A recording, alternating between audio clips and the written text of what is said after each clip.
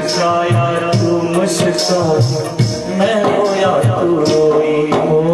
मैं मुस्काया तू मुस्काई, मैं रोया तू रोई। मेरे रोने पे मेरे हंसने पे तू बलिहारी है। ओ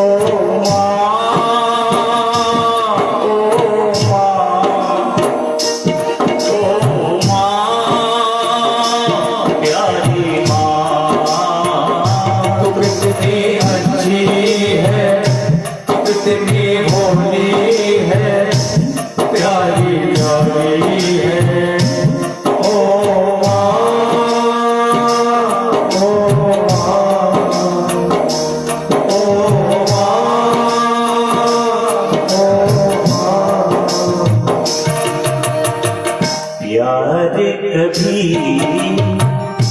कम नहीं करना, लाख से समझा कर लेना। याद कभी कम नहीं करना, लाख से कर देना।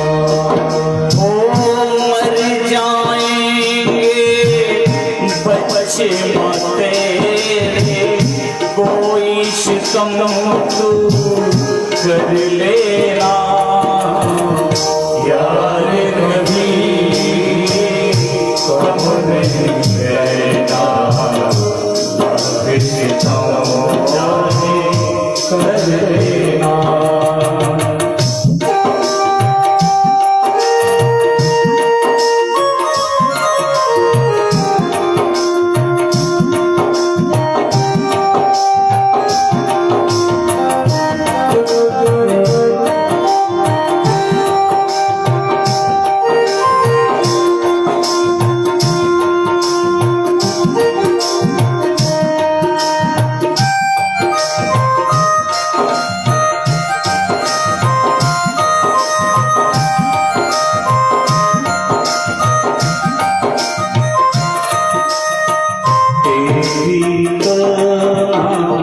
किससे करूं माँ तुम सा और न कोई, तेरी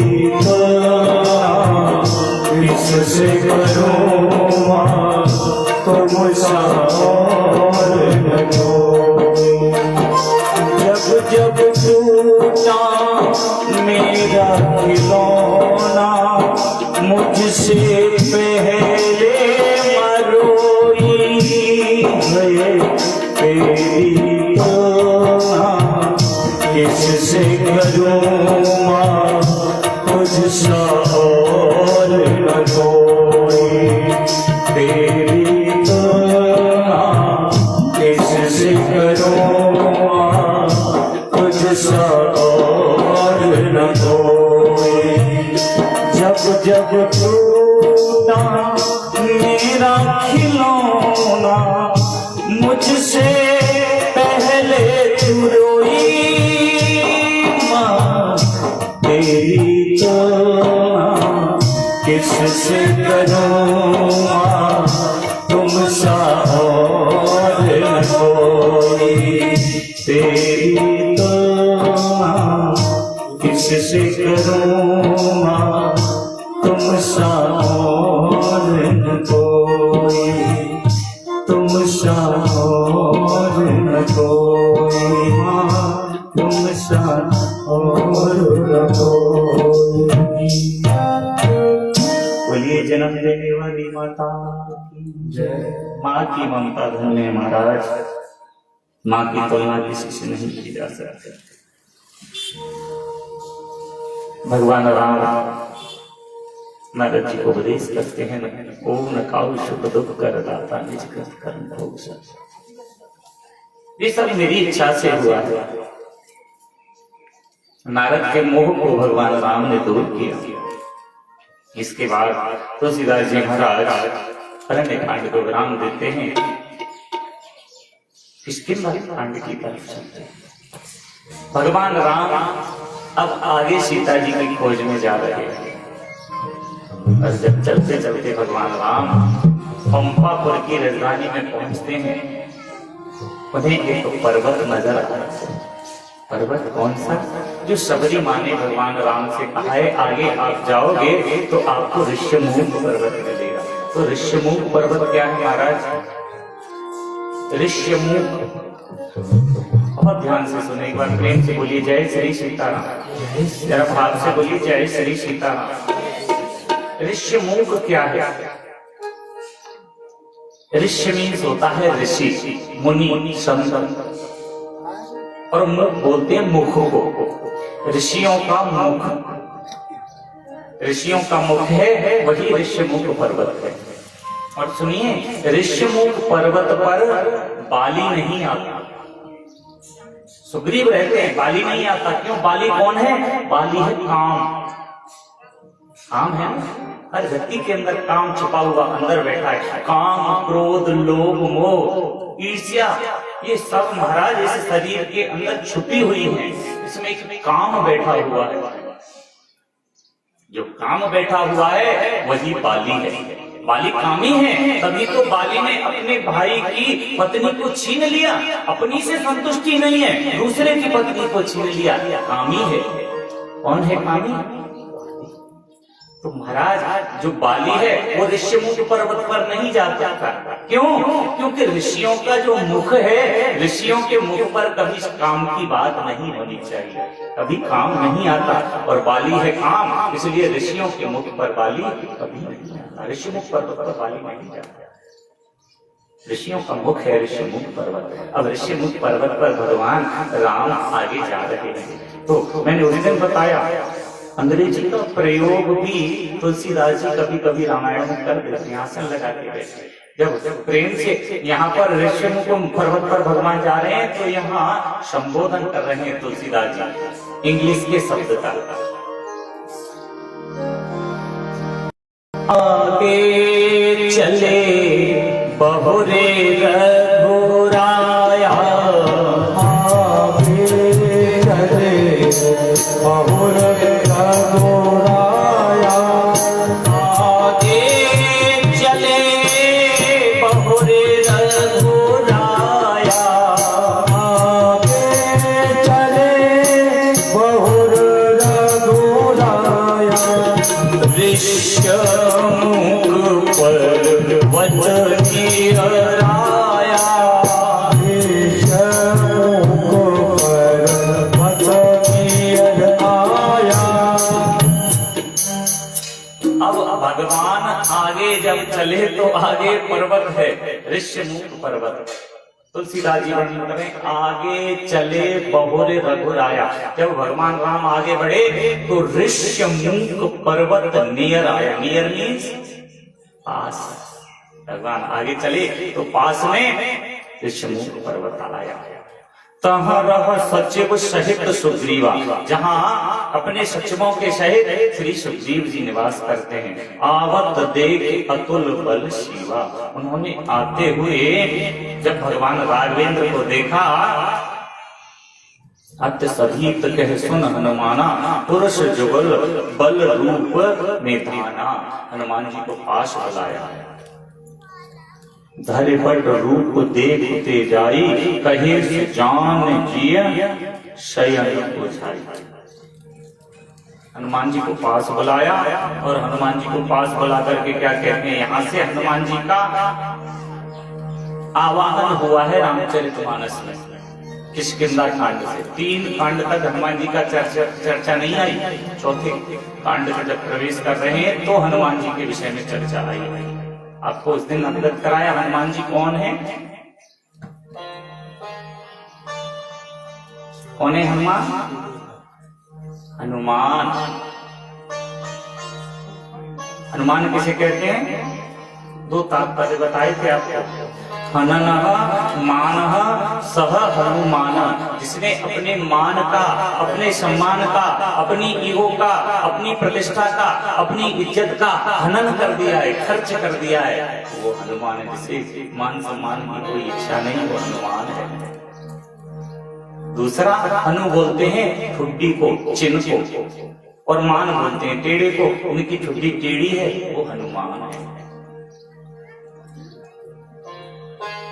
कैसे हो गई जी हनुमान जी की टेढ़ी छुट्टी? हनुमान जी बचपन में जब जन्म लिया ना हनुमान जी ने, तो इन्हें भूख प्यास सताने लगी, और जब भूख प्यास सताई तो माता अंजनी कुछ कार्य में व्यस्त थी, तो हनुमान जी ऐसे पलना में लेटे हुए हैं। और जब पलना में लेटे हुए हैं,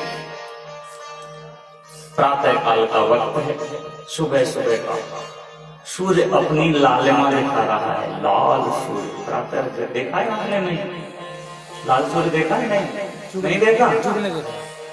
बाकी हमारे सब स्टाफ वाले को देखते हैं सुबह प्रातः जब निकलता है ना सूर्य, प्रातः काल बिल्कुल भोर में एकदम ब्रह्म मुहूर्त में जाकर।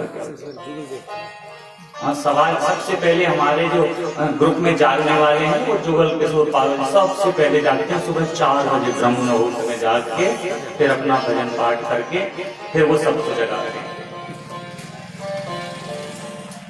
तो प्रातः काल जो सूर्योदय होता है ना, उसकी लालिमा जब निकलती है तो एकदम लाल दिखाई देता है। एक बात जीवन में ध्यान रखिए, ज्योतिष कहता है जिसको बीमारी हो, जो बीमार है, जिसका स्वास्थ्य ठीक नहीं रहता, वो प्रातः काल जग करके ब्रह्म मुहूर्त में स्नान कर ले। स्नान करने के बाद लाल सूर्य को अर्घ प्रदान करे, सफेद को नहीं, सफेद को नहीं, लाल सूर्य को जो अर्घ देता है। और अर्घ देने की प्रक्रिया है, लोटे में जल लो, जल में लाल रोली डाल लो, थोड़ा मीठा डाल लो, और हो सके तो एक लाल पुष्प डाल लो, और फिर सूर्य को, जो भी तुम्हें सूर्य का मंत्र आए, सूर्याय नमः, आदित्याय नमः, खगाय नमः, भास्कराय नमः, जो तुम्हें सूर्य का मंत्र हो, उस मंत्र को बोलते हुए उस जल को सूर्यदेव को अर्पित करो। और जो जल गिरे वो ऐसी जगह से डालिए कि एक तो उस जल पर किसी का पैर नहीं पड़े, लेकिन जहां तुम जल डाल रहे हो वो गिरे हुए जल टकरा करके तुम्हारे सिर तक, तुम्हारे शरीर पर वापस उसकी छींटें आए। और जब उसकी छींटें तुम्हारे शरीर पर पड़ेंगी तो महाराज आपकी काया एकदम निरोगी हो जाएगी, आपको किसी भी प्रकार की बीमारी हो ठीक हो जाएगी। लेकिन इसके लिए तो आपको सुबह जगना पड़ेगा, जल्दी।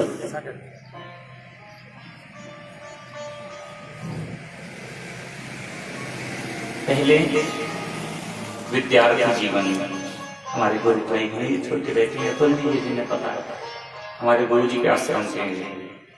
तो गुरुकुल में जो रहते हैं महाराज, उनका जीवन कुछ अलग होता है हमसे। वहां बहाना नहीं चलता कि आज हमारी तबीयत ठीक नहीं है, आज हम 8 बजे तक या 9 बजे तक हमें आज्ञा देगा, नहीं। वहां तो गुरु जी का आदेश है, ब्रह्म मुहूर्त में स्नान करके अगर आओगे तभी वहां वैदिक पाठों का उच्चारण हमें सिखाया जाएगा, वेद पढ़ना सिखाया जाएगा। अगर नहीं तो महाराज लेट हो गए तो फिर तो दंडित किया जाता है वहां। अगर आप इंग्लिश मीडियम में लेट हो जाओगे तो कोई बात नहीं, हो सकता है घर वापस भेज दें, लेकिन हमारे यहाँ तो गुरुकुल में आज भी महाराज इन पे पिटाई होती है, इन पे डंडी से यहाँ मारते हैं गुरु जी, यहाँ नहीं मारते हाथ पे, यहाँ मारते हैं। तो प्रातः काल वहां जगते हैं। और जो विद्यार्थी जीवन होता है ना, विद्यार्थी, अब तो विद्यार्थी क्या महाराज, विद्या की अर्थी उठने लगी है। अब कहाँ विद्यार्थी रहे, अब तो स्टूडेंट हो गए, स्टूडेंट। विद्यार्थी जीवन सबसे कठिन बताया है। पहले जब आप विद्या अध्ययन करते थे, पूछिए अपने से बड़ों से, तो एक श्लोक सबको याद रहा करता था, काक चेष्टा वपो ध्यानम स्वान निंद्रा तथैव च अल्पाहारी ग्रह त्यागी विद्यार्थी इत पंच लक्षणम। विद्यार्थी के अंदर ये 5 लक्षण होने चाहिए। जिसके अंदर ये 5 लक्षण नहीं है वो 25 बार किताब का अध्ययन करे, उसकी समझ में कुछ नहीं आता, थोड़ा बहुत आ गया तो आ गया। और जिसके अंदर ये 5 लक्षण मौजूद हैं, उसको महाराज उसकी बुद्धि तीव्र होती है, उसे पढ़ने का काम दे दीजिए, पुस्तक दे दीजिए, तुरंत याद आ गया। कौन सी? काक चेष्टा। चेष्टा बोलते हैं नजर को। और नजर का ही खेल है दुनिया में। ये सृष्टि बुद्धि नहीं है, सृष्टि तो बहुत सुंदर है। भगवान ने कितनी सुंदर वृक्ष बनाई, लता बनाई, पता बनाई, पुष्प बनाए, शान बनाए, जीव बनाया, स्त्री पुरुष सब बनाया। सृष्टि बुद्धि नहीं है, ये दृष्टि बुद्धि है। इस दृष्टि से हम अपनी माँ को देखते हैं, इसी दृष्टि से बहन को देखते हैं, इसी से पराई स्त्रियों को देखते हैं, फिर मन में क्यों काम भावना उत्पन्न हो जाती है? दृष्टि बुरी है। इस दृष्टि को ही तो सुधारना है, सृष्टि को थोड़ी सुधारना है। सृष्टि तो बनाने वाले महाराज क्या कहने उसके, इतनी सुंदर सृष्टि उसने बनाई। नाम तो हरा तारा तारा कब तेरा दर्शन होगा, जिसकी रचना इतनी सुंदर वो इतना सुंदर होगा। तो निवेदन कर रहे हैं, नजर निगाह दृष्टि सुंदर होनी चाहिए।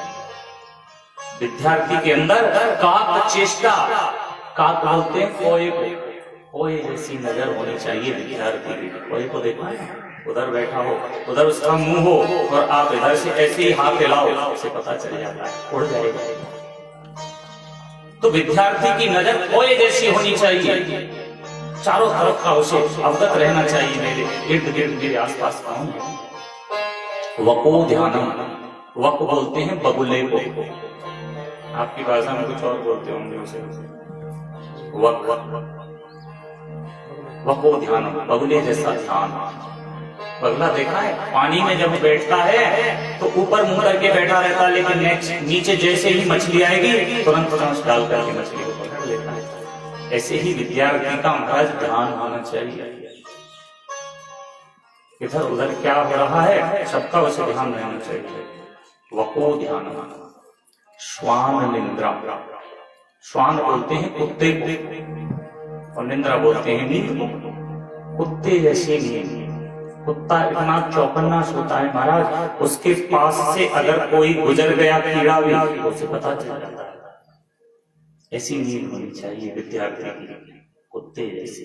पास से कोई आहट अगर हो जाए तो तुरंत जग जाना चाहिए। लेकिन आजकल इंसान ऐसे सोते हैं महाराज, कुछ पूछो मत। डीजे चलाते रहो उनके पास तो नहीं चलते। स्वान निंद्रा, स्वान निंद्रा कुत्ते जैसी। तथैव अल्पाहारी, अल्पाहारी भी अल्प माने थोड़ा, आहार माने भोजन, कम भोजन लेना चाहिए। उस दिन आपको निवेदन किया, जो व्यक्ति जितना ज्यादा अन्न खाता है उसकी बुद्धि उतना ही कम काम करती है। अन्न कम खाओ, दूध पियो, फल खाओ, बाकी की सब चीजें जो भी अन्न से अलग है उनको ज्यादा ग्रहण करो, भोजन कम करो। लेकिन आजकल तो लोग, पहले कहते थे जी जीने के लिए खाना पड़ता है, लेकिन आजकल खाने के लिए ही जी रहे हैं। अल्पाहारी, अल्प आहार लेना चाहिए, कम भोजन लेना चाहिए। जीवन में याद रखो, अगर आपको 3 रोटी की भूख है तो 2 ही खाओ, एक के लिए हमेशा भूखे रहो। क्योंकि आपके हिस्से में जितना अन्न लिखा है उसे चाहे आप चाहो एक ही बार में शुरू हो जाओ। जठराग्नि है इस पेट में, हर व्यक्ति के अंदर जठराग्नि है और कितना भी खा लो वो हजम हो जाता है। लेकिन सृष्टि में 2 ऐसे थे जिनके पेट में जठराग्नि नहीं थी, ब्रू नाम की अग्नि थी। ब्रू नाम की अग्नि। भीम जो थे उनके पेट में ब्रू नाम की अग्नि थी, कितना भी खिला दो फिर तुरंत भूख लगाती थी।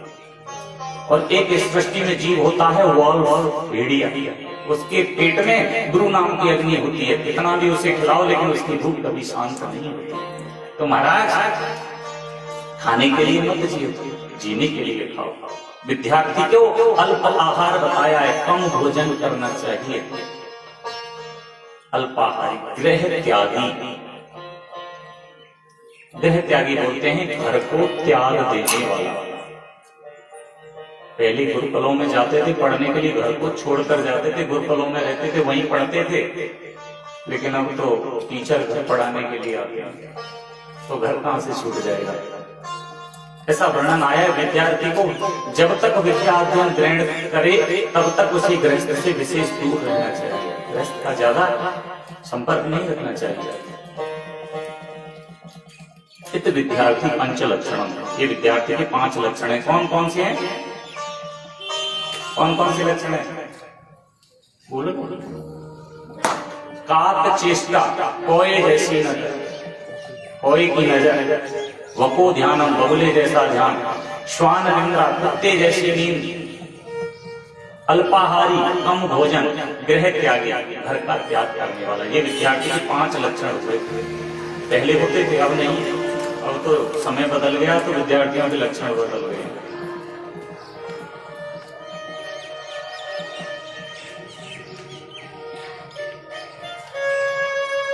अब नहीं, पहले होते थे। चेष्टा को ध्यान स्वान अल्पाहारी, गृह त्यागी, विद्यार्थी पंच लक्षण। अब कहाँ है? अब दूसरे बदल गए हैं लक्षण उनके 5। पहले होता था काक चेष्टा वको ध्यानम, और अब होता है फिल्म चर्चा तेज ध्यान। फिल्म चर्चा, अरे तुम्हें पता नहीं अभी वो कश्मीर फाइल आई, वो कश्मीर फाइल तुम्हें मुक्ति दिलाने वाली है, उस पर पूरा ध्यान दो और वही परीक्षा में जब तुम्हारे आएगी उसे ही लिख देना। फिल्म चर्चा केश ध्यानम, केशों का ध्यान हर समय कंगा रहेगा, एक पॉकेट में पीछे रखते हैं और अब तो पता नहीं, समझ में नहीं आता ये बाल है या चिड़िया का घोंसला है। ऐसी व्यवस्थाएं चल रही हैं, समझ में नहीं आता। फिल्म चर्चा केश ध्यान, काल घंटिका तथैव च, काल घंटिका मीन्स बिना मोटरसाइकिल के पढ़ने नहीं जाते, अपाचे होगी जब जाएंगे पढ़ने, स्पोर्ट्स वाली चाहिए। वो काल घंटिका है, पता नहीं कब कहां कैसे काल के रूप में आपको लेके चली जाए। फिल्म चर्चा केश ध्यान, काल घंटिका तथैव च। भ्रमणाहारी, भ्रमणाहारी घूमने वाले, घर से कह के जाएंगे हम विद्यालय जा रहे हैं, कॉलेज जा रहे हैं, और पता नहीं कहां कहां घूमते हैं, भगवान मालिक। और चाटाहारी, कहीं दिख जाए महाराज लगाए, कहीं चाइनीज बर्गर डोसा, कहीं कुछ भी मिल जाए चाट जाए। इत विद्यार्थी पंच लक्षण। अब विद्यार्थियों के ये 5 लक्षण रह गए हैं।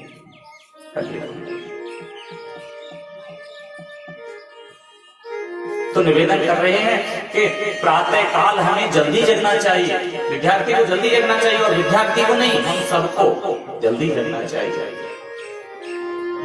योग की शिक्षा जब आप लेते हैं तो योग वाले कहते हैं प्रातः अगर जल्दी जगोगे तो योग कर पाओगे, प्रातः जल्दी नहीं जगोगे तो योग नहीं कर पाओगे। आज भी हमारी माता जी ने पूछी, गौरव की माता जी सबसे पहले योग करते हैं, तभी आज आप देख रहे हैं। इस अवस्था तक हम और आप देखना पहुंच ही नहीं पाएंगे।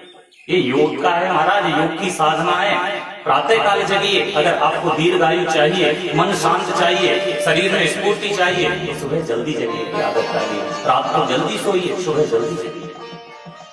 लेकिन रात भर तो महाराज वो एक फोनासुर आ गया, फोनासुर, ये सोने नहीं देता।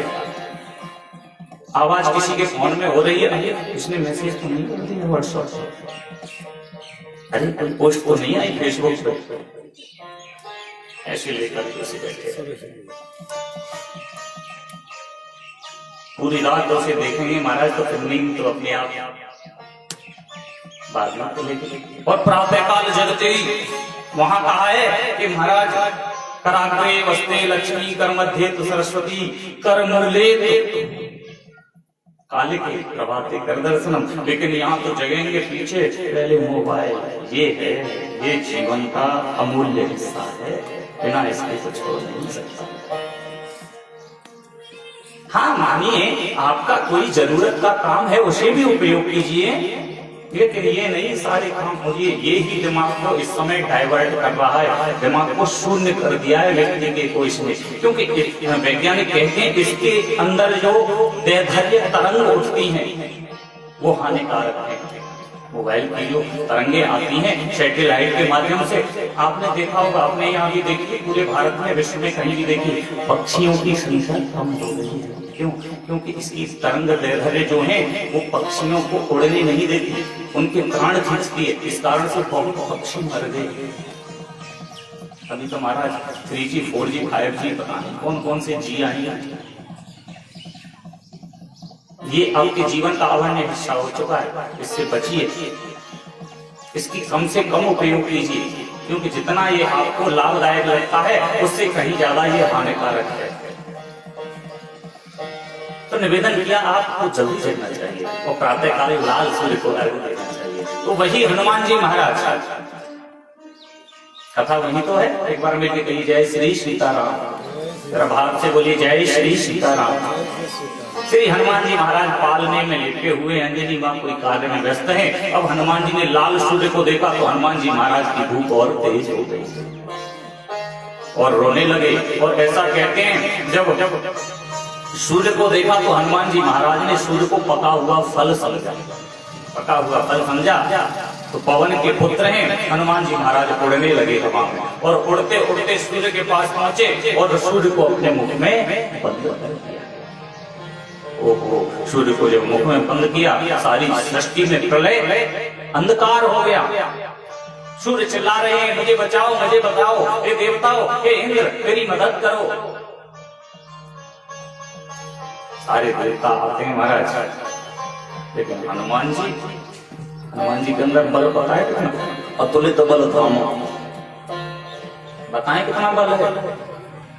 नहीं पता, बताएं, रहने दें, अब बता दें। सुनो, एक हाथी के अंदर कितना बल होता है? बहुत बल होता है।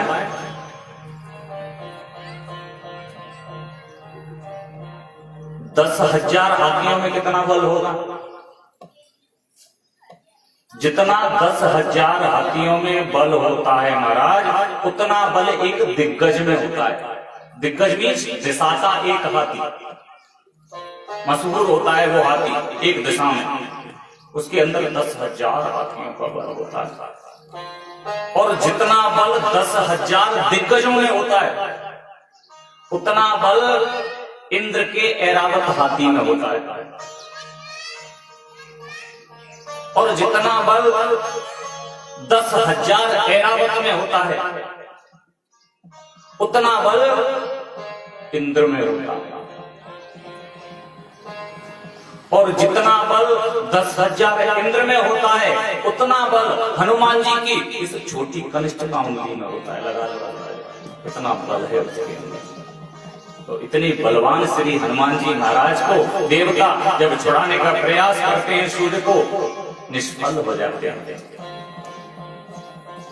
देवताओं का राजा कौन है? इंद्र। इंद्र ने अपने वज्र का प्रहार किया।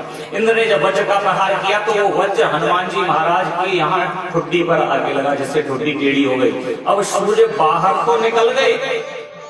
देखिए, हनुमान जी मूर्छित होकर के पृथ्वी पर गिर पड़े। और जब मूर्छित होकर के हनुमान जी महाराज गिरे तो पुत्र जब संकट में होता है तो पिता को चिंता होती है। पवन देव को चिंता हो गई, मेरे पुत्र को इन देवताओं ने मिलकर के मार डाला क्या? अपना वेग पवन देव ने बंद कर लिया, हवा चलना बंद हो गई। और जब पवन ने अपना वेग को रोका, सारी सृष्टि में प्रलय होने लगी। श्वास नहीं ले पाते, न देवता श्वास ले पा रहे हैं, न मनुष्य श्वास ले पा रहे हैं। कहने लगे ये क्या हो गया? सबने कहा पवन देव से आग्रह करो। सारे देवता मिलकर के पवन देव के पास गए। पवन देव से कहा आप अपनी श्वास छोड़िए, हवा की गति को छोड़िए। पवन देव कहते हैं जब तक मेरा पुत्र स्वस्थ नहीं हो जाएगा, मैं अपना बल, अपना तेज, अपना प्रताप नहीं दिखा सकता, मैं हवा नहीं छोड़ सकता। सारे देवता एकत्रित हुए, हनुमान जी महाराज के पास गए और अपने अपने बल के अनुसार सबने हनुमान जी महाराज को कुछ न कुछ प्रदान किया। सूर्य ने अपना तेज प्रदान किया, इंद्र ने अपना तेज वज्र के समान कहा कि वज्र के समान इसका शरीर होगा। गुरु बृहस्पति ने ज्ञान दिया, सारे देवताओं ने कुछ न कुछ प्रदान किया। इसके बाद हनुमान जी महाराज स्वस्थ हुए। जब से हनुमान जी महाराज की ये जो चिन्ह है थोड़ी टेढ़ी हो गई है इंद्र के वज्र को लगने से, इसलिए इनका नाम हनुमान है। एक बात और है, हनुमान जी महाराज ने शिक्षा कहां से ग्रहण की पता है आपको? बुद्धिमताओं वरिष्ठम, बहुत बुद्धि तीव्र है इनकी। इससे शिक्षा ली इनके गुरु जी कौन है?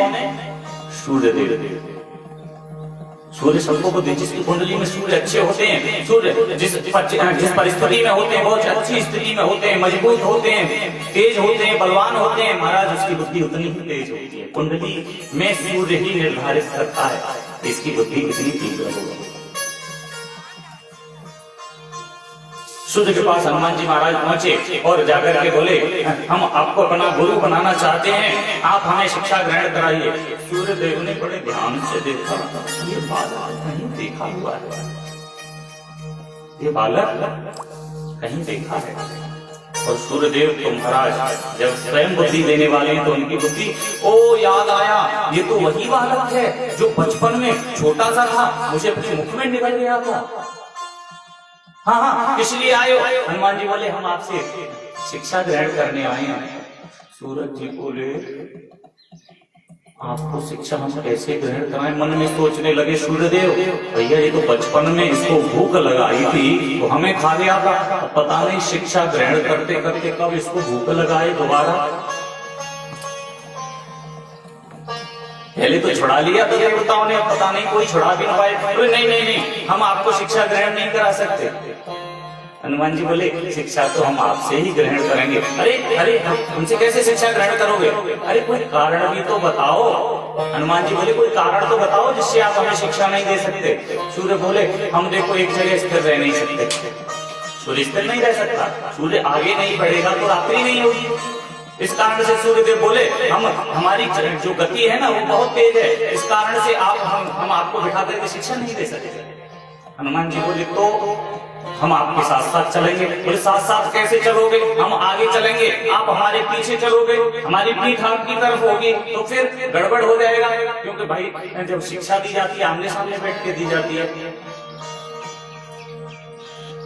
हनुमान जी बोले, उसका भी एक उपाय है। बोले, क्या? हनुमान जी बोले, हम उल्टे चलेंगे, हम उल्टे चलेंगे।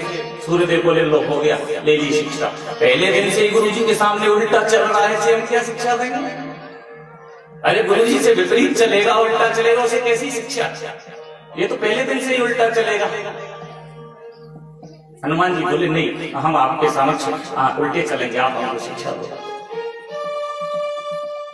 जब ज्यादा जिद की तो सूर्यदेव ने हनुमान जी को शिक्षा ग्रहण कराई। ऐसे श्री हनुमान जी महाराज, उनका अनंत टेढ़ा गया।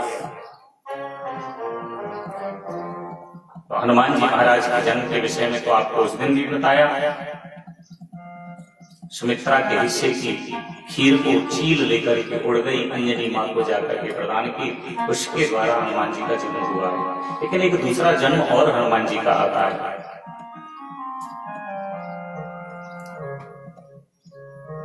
जब श्री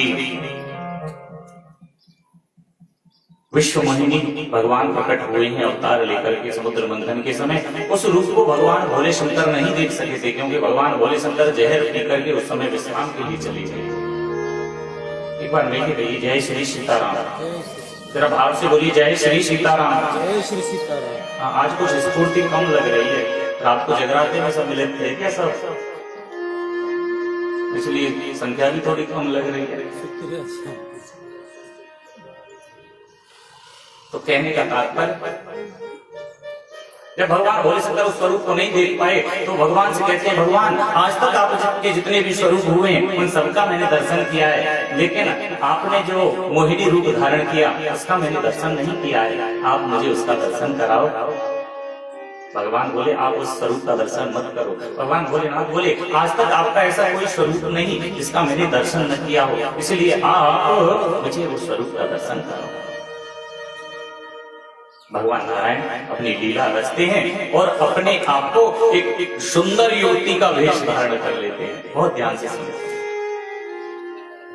सुंदर युवती का वेश धारण किया, इतनी सुंदर युवती जिसे देख करके करोड़ों कामदेव लालायित हो जाएंगे। भगवान भोले शंकर ने जब उस युवती को देखा तो देखते रह गए, अचंभित रह गए। इतनी सुंदर स्त्री मैंने पहले कभी जीवन में नहीं देखी। और भगवान मोहिनी बने हुए जैसे ही शंकर जी की तरफ निगाह उठा करके देखते हैं, तीखी हुई नजरों से जैसे ही देखा, आहा, भगवान भोले शंकर लालायित हो गए। कहने लगे, वाह, जमीन पर गिरा दिया।